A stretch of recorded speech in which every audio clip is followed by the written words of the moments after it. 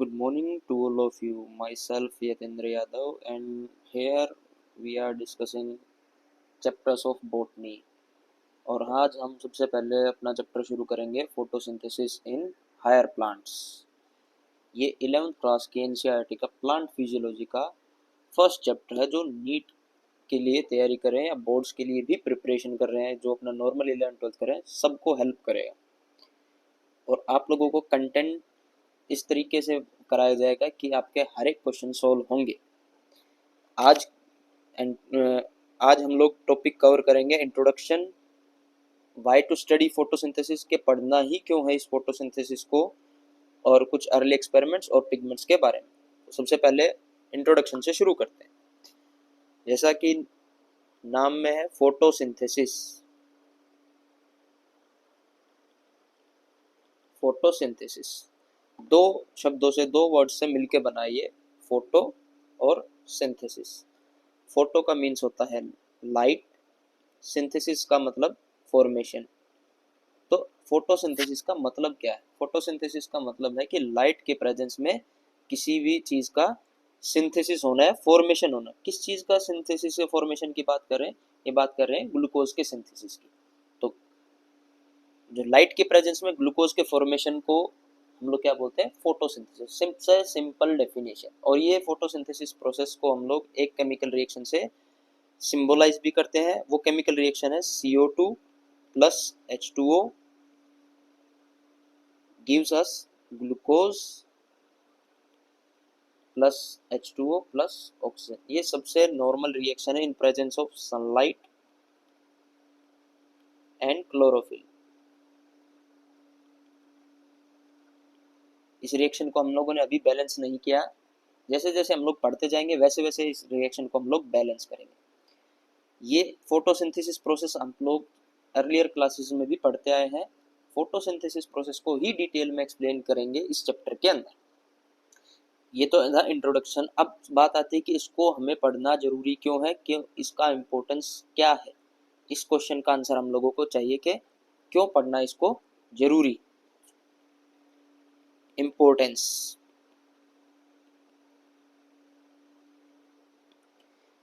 दो सबसे important reason है कि इस फोटोसिंथेसिस प्रोसेस को आपके सिलेबस में इंक्लूड किया गया है और आपको पढ़ना जरूरी है। क्योंकि ये क्या है हमारे पास? ग्लूकोज। तो फोटोसिंथेसिस को पढ़ने का इम्पोर्टेंस सबसे पहला रीजन ये है कि ये एकमात्र ऐसा प्रोसेस है जिससे इस धरती के ऊपर सभी ऑर्गेनिजम्स या सभी ऑर्गेनिजम्स के लिए फूड अवेलेबल है। कहने का मतलब कि it provides food on earth. इस लाइन का क्या मतलब है? आप लोगों ने थर्मोडायनेमिक्स के अंदर भी पढ़ा है कि energy can neither be created nor be destroyed, but it can be converted from one energy form to another. तो बेसिकली इस फोटोसिंथेसिस प्रोसेस में होता क्या है कि सनलाइट, सन से जो सनलाइट आ रही है उसके जो सनलाइट की जो एनर्जी है, फोटॉन्स की फॉर्म में एनर्जी है, उस सनलाइट की जो लाइट एनर्जी उसको केमिकल एनर्जी ग्लूकोज की फॉर्म में कन्वर्ट किया जा रहा है। प्लांट अपनी तरफ से कोई एनर्जी प्रोडक्शन नहीं कर रहे। प्लांट क्या कर रहे हैं? लाइट की एनर्जी को ही कन्वर्ट करके ग्लूकोज का फॉर्मेशन कर रहे हैं। तो चाहे कोई भी प्लांट्स हो या माइक्रोब्स हो, वो सब फोटोसिंथेसिस प्रोसेस के थ्रू ही ग्लूकोज का सिंथेसिस करते हैं, फूड का सिंथेसिस करते हैं। दूसरा डिपेंड करता है कि इसमें हाइड्रोजन डोनर कौन है। अगर हाइड्रोजन डोनर H2O है तो हमारे पास ये ऑक्सीजन की गैस लिबरेट होती है। तो जो ऑक्सीजन हम लोग ब्रीथ करते हैं, रेस्पिरेशन के अंदर इस्तेमाल करते हैं, वो ऑक्सीजन भी इसी फोटोसिंथेसिस का प्रोसेस का एक बाई प्रोडक्ट है। O2 as by product. By product कहने का मतलब ग्लूकोज यहाँ पे क्या है? मेन प्रोडक्ट, और ऑक्सीजन हमारा क्या है? Secondary product. ये बात हो गई इंपोर्टेंस की। अब बात करते हैं कुछ अर्ली एक्सपेरिमेंट्स के बारे में। अर्ली एक्सपेरिमेंट्स के बारे में बात करने से पहले आप लोगों को क्लास 10th के अंदर पढ़ाया जाता था लाइफ प्रोसेस नाम का एक चैप्टर, उसमें भी आपको फोटोसिंथेसिस चैप्टर पढ़ाया गया है। तो उसमें आपको दो एक्सपेरिमेंट्स के बारे में बताया गया है कि अगर आप कोई भी एक प्लांट लिया, इस प्लांट के ऊपर लीफ है, ग्रीन कलर की लीफ, इसके ऊपर हम लोगों ने एक टेप चिपका दी, एक टेप से क्या कर दिया, कवर कर दिया, कुछ पोर्शन को हम लोगों ने कवर कर दिया। तो जिस पोर्शन को कवर किया है इस पोर्शन को भी स्टार्च के लिए टेस्ट करेंगे और इस वाले पोर्शन को भी स्टार्च के लिए टेस्ट करेंगे। स्टार्च के लिए टेस्ट करने से मतलब प्लांट्स बनाते हैं अपना फूड ग्लूकोज की फॉर्म में और स्टोर करते हैं स्टार्च की फॉर्म में। दोनों portion first and this is portion second, दोनों को स्टार्च के लिए टेस्ट करेंगे। तो जो पोर्शन सेकंड है ये आता है पॉजिटिव, मतलब कि यहाँ पे स्टार्च का फॉर्मेशन हुआ है और ये जो पोर्शन को टेप से कवर कर दिया था इस पोर्शन के ऊपर सनलाइट नहीं आई, सनलाइट नहीं मिली, तो इस पोर्शन के अंदर कोई भी स्टार्च का स्टोरेज हम लोगों को स्टार्च की प्रेजेंस नहीं दिखेगी, नेगेटिव। स्टार्च का टेस्ट क्या है, कैसे करते हैं स्टार्च टेस्ट? स्टार्च टेस्ट के अंदर हम लोग क्या करते हैं, पहले तो क्लोरोफिल को एक्सट्रैक्ट करते हैं with the help of alcohol. अगर हम लोग इसी स्टार्च टेस्ट को, दूसरा नाम भी है आयोडीन टेस्ट, हम लोग क्या करते हैं, सबसे पहले क्लोरोफिल को सेपरेट करते हैं। सेपरेट करने का मतलब लीफ को बॉईल करेंगे इन एल्कोहल, एल्कोहल के अंदर बॉईल करने के बाद ये क्लोरोफिल, लीफ के अंदर जो क्लोरोफिल प्रेजेंट है वो अलग हो जाएगा। उसके बाद सेकंड स्टेप क्या करेंगे, 2 ड्रॉप्स ऑफ आयोडीन डालेंगे, ऐड 2 ड्रॉप्स ऑफ आयोडीन, और एज ए रिजल्ट हम लोगों को अगर कलर चेंज हो जाता है, कलर चेंजेस टू ब्लू, तो ये क्या करता है, कंफर्म स्टार्च।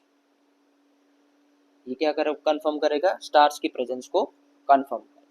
ये सिंपल सा एक एक्सपेरिमेंट हम लोगों को क्लास 10 के अंदर बताया गया था। एक और दूसरा एक्सपेरिमेंट हम लोगों को बताया गया था जिसका नाम है mole half leaf experiment, moles half leaf experiment.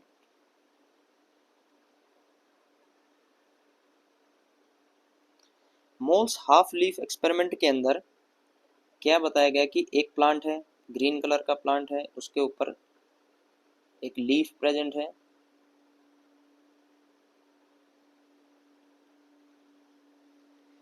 इसके हाफ पोर्शन की लीफ को हम लोगों ने KOH सॉल्यूशन के अंदर डिप कर दिया।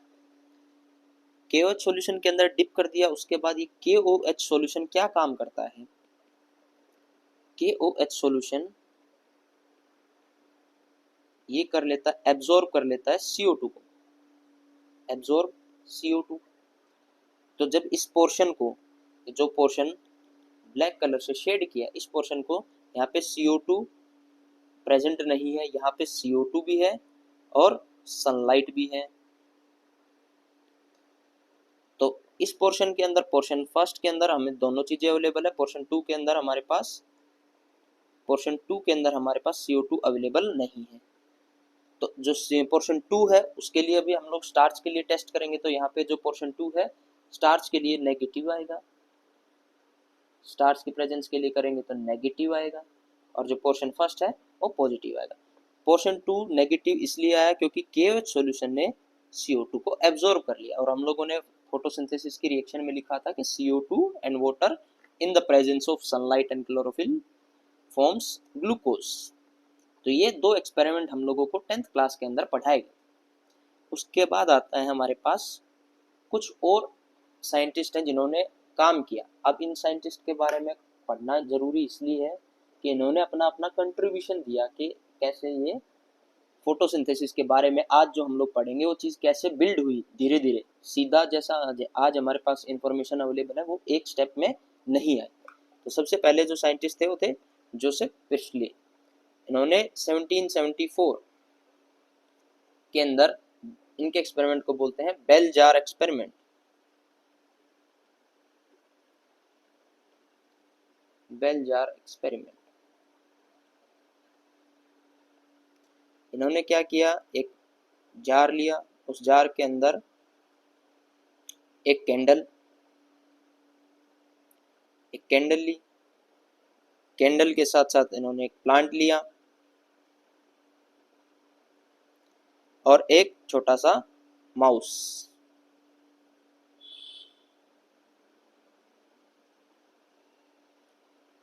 तीनों चीजें ली, कैंडल,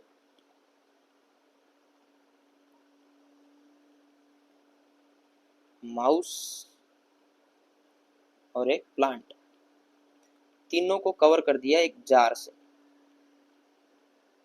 जो कांच का एक जार आता है उसके अंदर कवर कर दिया। सबसे पहले इन्होंने देखा, ऑब्जर्व किया कि जब तक प्लांट्स थे ये कैंडल जलती रही और सब, ये इन्होंने एक सेटअप लिया, ये ऐसा इनका सेटअप था। इन्होंने इस सेटअप को 3 कंडीशन के अंदर ऑब्जर्व किया। सबसे पहले इन्होंने क्या किया, फर्स्ट केस के अंदर इस जार के अंदर इन्होंने सिर्फ रखा जार के अंदर इन्होंने सिर्फ 2 चीजों को रखा। किन 2 चीजों को? सिर्फ कैंडल एंड माइस। मतलब इस जार के अंदर सिर्फ हमारे पास कैंडल है और माउस। तो इन्होंने देखा कि थोड़े टाइम के बाद जैसे जैसे कंबशन के लिए एयर चाहिए, जैसे जैसे कैंडल बर्न हुई, उन्होंने क्या किया, एयर को रिमूव कर दिया, एयर रिमूव, क्योंकि कंबशन के लिए भी एयर जरूरी है। फिर थोड़े टाइम के बाद क्या हुआ, माइस की डेथ हो गई। सेकेंड टाइम पे इन्होंने क्या किया, इन्होंने सेम जार के अंदर क्या रख दिया, कैंडल, माइस और प्लांट। तो कैंडल बर्न हुई, कैंडल ने एयर रिमूव किए। अब माइस को भी जिंदा रहने के लिए ऑक्सीजन चाहिए, एयर चाहिए। अब की बार माइस की डेथ नहीं हुई, माइस कैसा रहा, अलाइव। तो इन्होंने यहाँ से क्या कंक्लूजन निकाला कि प्लांट ने क्या किया, रिस्टोर एयर। क्योंकि अब की बार माइस अलाइव रहा, तो ये माइस अलाइव किसकी वजह से रहा, कुछ प्लांट्स ने कुछ ना कुछ तो काम किया। प्लांट्स ने क्या किया, जो एयर कैंडल और माइस कंज्यूम कर रहे थे उस एयर को रिस्टोर किया। तो यहाँ से इन्होंने अपना एक कंक्लूजन दिया कि जो एयर कैंडल और माइस कंज्यूम कर रहे थे वो एयर को रिस्टोर किया प्लांट्स ने। इन्होंने यहाँ से क्या कंक्लूजन दिया, कंक्लूजन कि plants restore air consumed by candle and mice. और यहीं से इन्हें पता चला कि एयर का रोल है प्लांट्स की ग्रोथ के लिए, प्लांट्स की खुद की ग्रोथ के लिए, क्योंकि प्लांट्स भी क्या है, लिविंग है। तो प्लांट्स की ग्रोथ के लिए भी और माइस की ग्रोथ के लिए भी एयर जरूरी है। सेकंड नंबर पे आते हैं हमारे पास इंगन हाउस।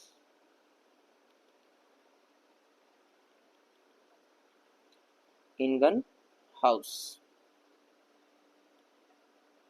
ये जो साइंटिस्ट थे इन्होंने क्या किया, प्रिस्टली का जो जोसेफ प्रिस्टली का सेटअप था, उसी प्रिस्टली के सेटअप को एक बार डे लाइट के अंदर रखा,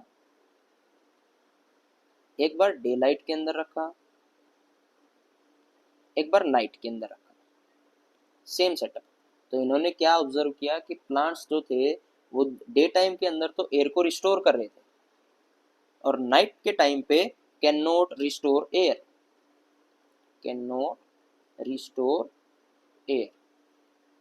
और डे टाइम पे वो रिस्टोर कर पा रहे थे, क्योंकि डे टाइम पे वो क्या परफॉर्म कर रहे थे, फोटोसिंथेसिस, कैन रिस्टोर एयर। इन्होंने क्या कंक्लूजन दिया कि सनलाइट इज नेसेसरी, कि सनलाइट की प्रेजेंस होना बहुत जरूरी है for the plants to perform photosynthesis. फिर तीसरे नंबर पे हमारे पास साइंटिस्ट आए जेवी सैच। इन्होंने क्या किया, जेवी सेज। इनका कंट्रीब्यूशन यह था, इन्होंने जो स्टार्च का प्लांट्स, इन्होंने एक्सपेरिमेंटली अपने एक्सपेरिमेंट से कंक्लूड करके बताया कि जो प्लांट्स हैं वो ग्रीन प्लांट्स के अंदर ग्लूकोज का फॉर्मेशन होता है और वो स्टोर करते हैं इस ग्लूकोज को स्टार्च की फॉर्म में स्टोर करते हैं और ये give positive result for starch,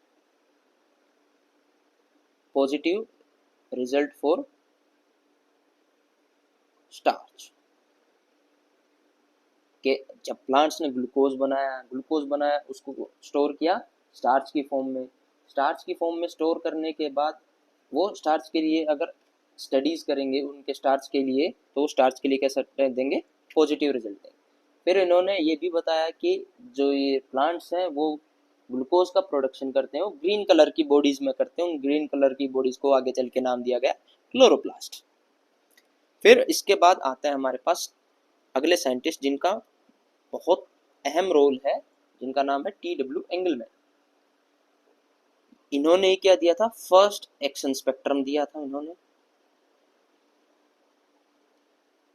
action spectrum. इन्होंने क्या काम किया, जैसा कि आप लोगों ने पढ़ा है कि एक प्रिज्म के थ्रू, ये क्या है आपका प्रिज्म एक पिरामिड शेप क्रिस्टल होता है जिसमें से अगर व्हाइट लाइट को पास किया जाए, जिसमें से एक व्हाइट लाइट को पास किया जाए तो 7 डिफरेंट कलर्स के अंदर बिखर जाती है। इन्होंने क्या किया, एक सस्पेंशन लिया एरोबिक बैक्टीरिया का, ये क्या है, एक एरोबिक बैक्टीरिया का सस्पेंशन, एरोबिक बैक्टीरिया का सस्पेंशन। और इस एरोबिक बैक्टीरिया के अंदर इन्होंने ग्रीन एल्गी को ग्रो किया। वो ग्रीन एल्गी थी Cladophora algae, Cladophora algae. Cladophora एक ग्रीन एल्गी है।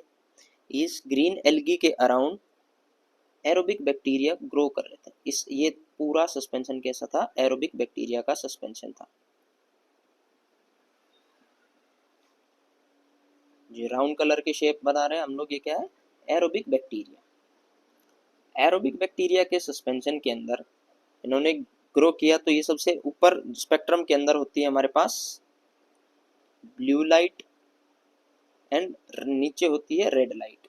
7 डिफरेंट कलर्स जो आप लोग रेनबो के अंदर देखते हैं, वही 7 कलर्स। तो इन्होंने कुछ टाइम के बाद देखा कि क्लेडोफोरा एल्गी ने क्या किया, परफॉर्म किया फोटोसिंथेसिस परफॉर्म किया, तो बाई प्रोडक्ट बना ऑक्सीजन। एरोबिक बैक्टीरिया वो बैक्टीरिया होते हैं जो ऑक्सीजन को यूटिलाइज करते हैं। तो जितने भी एरोबिक बैक्टीरिया थे वो सब ब्लू रीजन और रेड रीजन की साइड एक्यूमुलेट होना शुरू हो गए। तो जितने भी बैक्टीरिया थे उनका नंबर इंक्रीज हो गया ब्लू रीजन की साइड। कुछ बैक्टीरिया थे जो बाकी बीच के रीजन्स के पास भी थे, लेकिन मैक्सिमम बैक्टीरिया ब्लू और रेड रीजन के अंदर एक्यूमुलेट होना शुरू हो गए। रेड रीजन जो सबसे नीचे, ब्लू रीजन सबसे ऊपर। तो यहाँ से पता चला कि इस एक्सपेरिमेंट से क्या ऑब्जर्वेशन मिला कि जितने भी बैक्टीरिया हैं, एरोबिक बैक्टीरिया ने क्या कंफर्म किया, एरोबिक बैक्टीरिया ने ऑक्सीजन का यूटिलाइजेशन को कंफर्म किया और वो ब्लू लाइट के अंदर और रेड लाइट के अंदर एक्यूमुलेट हो गए। मतलब सबसे ज्यादा फोटोसिंथेसिस ब्लू और रेड लाइट के अंदर हो रहा। ये यहाँ से ये फर्स्ट इन्होंने क्या दिया, एक्शन स्पेक्ट्रम दिया। कौन से एल्गी को यूज किया, क्लेडोफोरा एल्गी को यूज किया। इसके बाद आते हैं हमारे पास साइंटिस्ट CV नील। इन्होंने ये क्या, कौन थे, माइक्रोबायोलॉजिस्ट थे, माइक्रोबायोलॉजिस्ट। और ये काम कर रहे थे फोटोसिंथेसिस या न्यूट्रिशन ऑफ बैक्टीरिया। माइक्रोबायोलॉजिस्ट है, ये काम कर रहे थे purple and green sulphur bacteria के ऊपर, purple and green sulphur bacteria, bacterial nutrition के पर्पल और ग्रीन सल्फर बैक्टीरिया अपना खाना कैसे ऑब्टेन करते हैं, कैसे वो अपना न्यूट्रिशन ऑब्टेन करते हैं। तो इन्होंने क्या ऑब्जर्व किया, जो आज हम लोग फोटोसिंथेसिस के रिएक्शन पढ़ते हैं वो एज इट इज हमारे पास सामने नहीं थी। इन्होंने सबसे पहले क्या किया, ऑब्जर्व किया कि जो अलग अलग ऑर्गेनिजम्स हैं उनका हाइड्रोजन सोर्स अलग अलग हो सकता है। इन्होंने ऑब्जर्व किया H2A, जैसे सेम वाटर का फॉर्मूला है वैसे ही हम लोगों ने ए क्या है, यहाँ पे हमने एक अल्फाबेट लिया है, यहाँ पे ऑक्सीजन, सल्फर, कोई भी कम एलिमेंट हो सकता है, plus CO2 leads to 2A plus CH2O plus H2O। अब ये नॉर्मल वाटर, ये क्या है A, ये डिपेंड करता है कि हाइड्रोजन सोर्स कौन सा है। हाइड्रोजन सोर्स होने का मतलब हम लोगों ने बोला कि CO2 और वाटर की प्रेजेंस में ग्लूकोज, ये ग्लूकोज का हम लोगों ने सबसे शॉर्टेस्ट फॉर्मूला लिखा है। अभी रिएक्शन को हम लोग बैलेंस करेंगे तो ग्लूकोज का वही आ जाएगा, ये क्या है बेसिक स्ट्रक्चर, जैसे 6 से मल्टीप्लाई कर देंगे तो पूरा ग्लूकोज का मॉलिक्यूल बन जाएगा, लेकिन अभी हम लोगों ने सबसे बेसिक लिखा है। तो यहाँ पे H2A क्या है, हाइड्रोजन डोनर, हाइड्रोजन डोनर। इन्होंने क्या किया, अपना हाइड्रोजन डोनेट किया, लिबरेट किया, और ए कंपाउंड हमारे पास बन गया। अगर यहाँ पे ए की जगह ऑक्सीजन होता तो हमारे पास oxygen as a byproduct liberate हो जाती। अगर ये ऑक्सीजन की जगह सल्फर है तो यहाँ पे सल्फर गैस रिलीज होगी। इसके बाद ही हमारी जो एक्चुअल फोटोसिंथेसिस की रिएक्शन है, जो ऐसे C6CO2 plus 12H2O in the presence of sunlight and chlorophyll gives us 6C6H12O6, that is our glucose, plus H2O plus 6 oxygen, and यहाँ पे 6H2O, ये 6 ऑक्सीजन गैस की तरह फॉर्म में लिबरेट हो। ये हमारी एक्चुअल फोटोसिंथेसिस की रिएक्शन। ये रिएक्शन हम लोगों तक एज इट इज पहुंची है इतने सारे 5 साइंटिस्ट के कंट्रीब्यूशन के बाद। सब ने अपना अपना अलग अलग कंट्रीब्यूशन दिया। सबसे पहले जोसेफ प्रिस्टली ने कि प्लांट्स क्या करते हैं, एयर को रिस्टोर कर देते हैं। ये इस एयर की बात करें ऑक्सीजन की, जोसेफ प्रिस्टली, इंगन हाउस ने सनलाइट की प्रेजेंस को नेसेसरी बताया। जेवी सेच ने बताया कि ग्रीन प्लांट्स स्टार्च की फॉर्म में ग्लूकोज को स्टोर करते हैं। TW एंगलमैन ने क्या बताया कि एब्जॉर्प्शन लाइट, कौन सी लाइट में भी कौन सी लाइट, व्हाइट लाइट के अंदर कई सारी लाइट है, VIBGYOR, blue, violet, blue, green, yellow, orange, सारी लाइट मिला के व्हाइट लाइट बनती है। लेकिन उस व्हाइट लाइट में भी कौन सी लाइट स्पेसिफिक फोटोसिंथेसिस के लिए बेस्ट है, तो हमारे पास आया ब्लू एंड रेड। इन्होंने क्लेडोफोरा एल्गी को यूज किया था। नील माइक्रोबायोलॉजिस्ट जिन्होंने बैक्टीरियल न्यूट्रिशन पे वो काम कर रहे थे, और हमारे पास फाइनली ये रिएक्शन बन के आती है। अब आता है कि हमारे पास ये जो फोटोसिंथेसिस रिएक्शन है ये होती कहाँ पे है।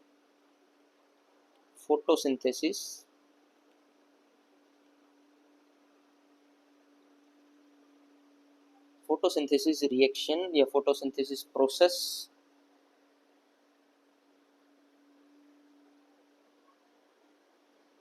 Place of occurring. Photosynthesis process कहाँ पे परफॉर्म किया है? सबसे पहले तो होता है ग्रीन प्लांट्स के अंदर। ग्रीन प्लांट्स में भी लीफ के अंदर भी मीजोफिल सेल्स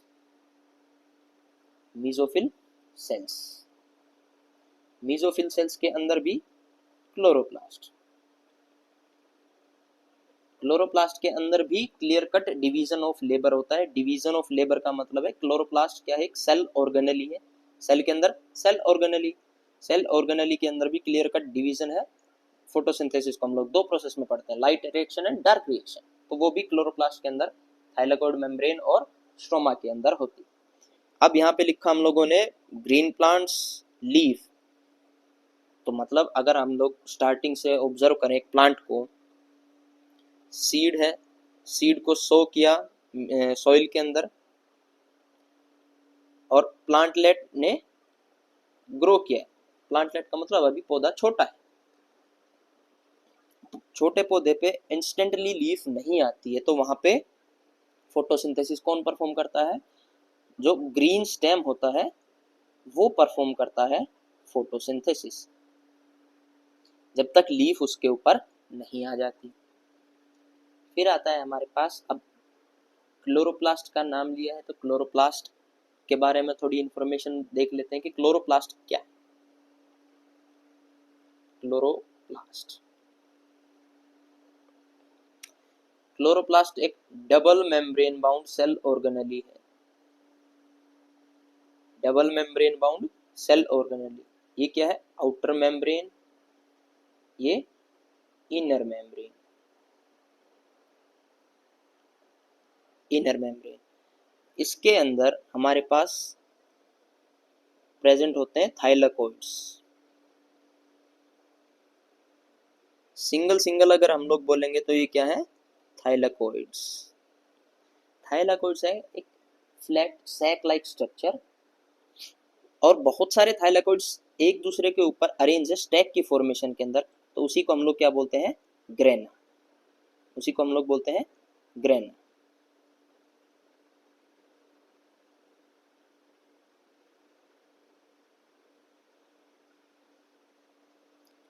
बहुत सारे थाइलाकोइड्स एक साथ अरेंज हैं स्टैक की फॉर्म में। स्टैक फॉर्मेशन से मतलब है कि एक दूसरे के ऊपर ढेर की, उसी को हम लोग क्या बोल देते हैं?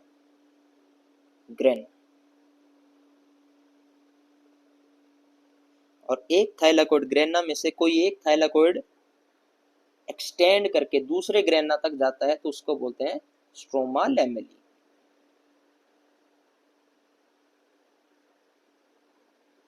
Stroma lamellae. क्लोरोप्लास्ट का जो ल्यूमेन है या इंटरनल रीजन है साइटोप्लाज्म, उसको बोलते हैं स्ट्रोमा। स्ट्रोमा के अंदर आपको क्या मिलेगा? एक सर्कुलर डीएनए मिलेगा, राइबोसोम्स मिलेंगे। क्या मिलेंगे? राइबोसोम्स। राइबोसोम्स कौन से? 70S ribosomes. सर्कुलर डीएनए मिलेगा। सर्कुलर डीएनए, क्योंकि क्लोरोप्लास्ट और माइटोकॉन्ड्रिया को हम लोग सेमी ऑटोनोमस सेल ऑर्गेनेली भी बोलते हैं। और क्या मिलेंगे यहाँ पे? बहुत सारे एंजाइम्स मिलेंगे। क्या मिलेंगे? एंजाइम्स। यही एंजाइम्स हमारे फोटोसिंथेसिस रिएक्शन को कैरी फॉरवर्ड करेंगे। ये हमारे पास क्लोरोप्लास्ट एक double membrane bound cell organelle, जिसकी आउटर मेम्ब्रेन है, इनर मेम्ब्रेन है, जिसके अंदर थाइलाकोइड्स हैं। इन्हीं थाइलाकोइड्स के अंदर प्रेजेंट होता है, इन्हीं थाइलाकोइड्स की मेम्ब्रेन के ऊपर प्रेजेंट होता है आपका क्लोरोफिल पिगमेंट। क्लोरोफिल पिगमेंट की बात करते हैं। क्लोरोफिल पिगमेंट, सबसे पहले तो पिगमेंट्स क्या होते हैं? पिगमेंट्स में आप लोगों ने सबसे पहले नाम सुना है क्लोरोफिल का। क्लोरोफिल, तो क्लोरोफिल भी एक टाइप का नहीं होता, कई सारे टाइप का होता है। एग्जांपल ले लेते हैं क्लोरोफिल ए, दूसरा ले लेते हैं क्लोरोफिल बी। क्लोरोफिल ए होता है C55H72 H72 oxygen 5 nitrogen 4 Mg। जैसे आप लोग केमिस्ट्री के अंदर पढ़ते हैं, ये क्या हो गया? एक केमिकल कंपाउंड। और ये केमिकल कंपाउंड क्या काम करता है? ये केमिकल कंपाउंड लाइट एनर्जी को एब्जॉर्ब करने का काम करता है। तो पिगमेंट्स की डेफिनेशन क्या हो गई? Chemical compound, chemical compound which absorb sunlight of specific wavelength, of specific wavelength। अब यहाँ पे सबसे इम्पोर्टेंट टर्म है इस डेफिनेशन के अंदर, specific wavelength.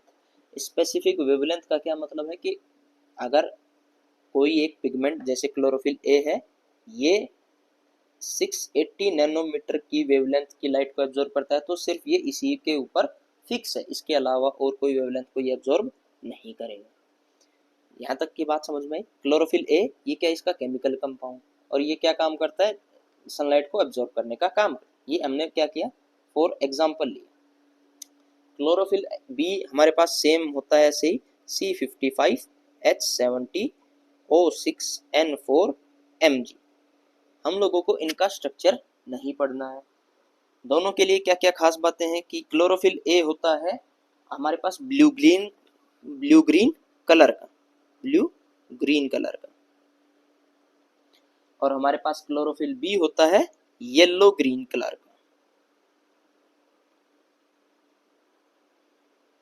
Yellow green colour का।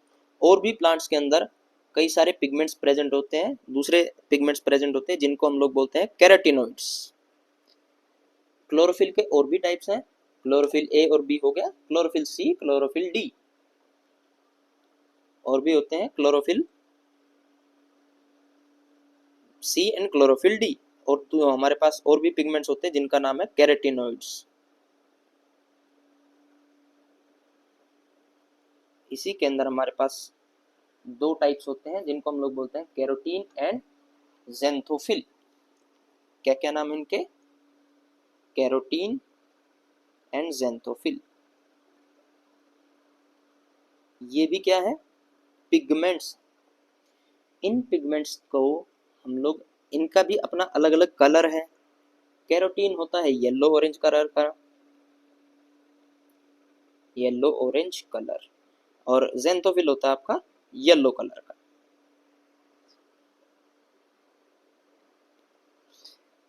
कैरोटीन इनका नेचर होता है हाइड्रोफोबिक, हाइड्रोफिलिक, हाइड्रोफिलिक, और इनका नेचर होता है hydrophobic. Hydrophilic water loving, hydrophobic water repelling. Phobia का मतलब होता है डर, जो फोबिया है ये सफिक्स से वर्ड का मीनिंग चेंज हो जाता है। इन कैरोटीनॉइड्स का हमारा मेन पिगमेंट होता है क्लोरोफिल ए। ये क्या है हमारे पास, main pigment, main pigment. Main pigment कैसे बोला हम लोगों ने, जैसे आप लोग सब लोग क्लास के अंदर बैठते हैं, लेकिन एक सभी क्या है, स्टूडेंट्स हैं, लेकिन एक किसी को क्या बनाया जाता है, क्लास रिप्रेजेंटेटिव। ऐसे ये सब क्या है, पिगमेंट्स हैं, लेकिन इनमें मेन पिगमेंट कौन सा है, क्लोरोफिल ए। बाकी ये दो pigments chlorophyll B, chlorophyll C, chlorophyll D, carotenoids, ये सब क्या है, एसेसरी पिगमेंट्स। क्या है, एसेसरी पिगमेंट्स, एसेसरी पिगमेंट।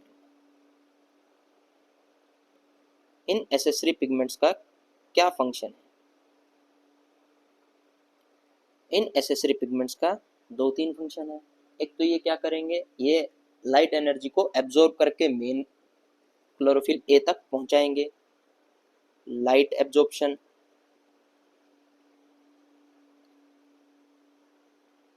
दूसरा इनका मेन फंक्शन होता है कि ये क्या करते हैं कि जो नेसेंट ऑक्सीजन रिलीज होता है, ऑक्सीजन रिलीज होता है, उसको, उससे डिस्ट्रक्शन ना हो, या ज़्यादा सनलाइट है उस सनलाइट से क्लोरोफिल पिगमेंट डैमेज ना हो, तो उससे प्रोटेक्शन प्रोवाइड करते हैं। इसीलिए इनको क्या बोलते हैं, शील्ड पिगमेंट भी बोलते हैं।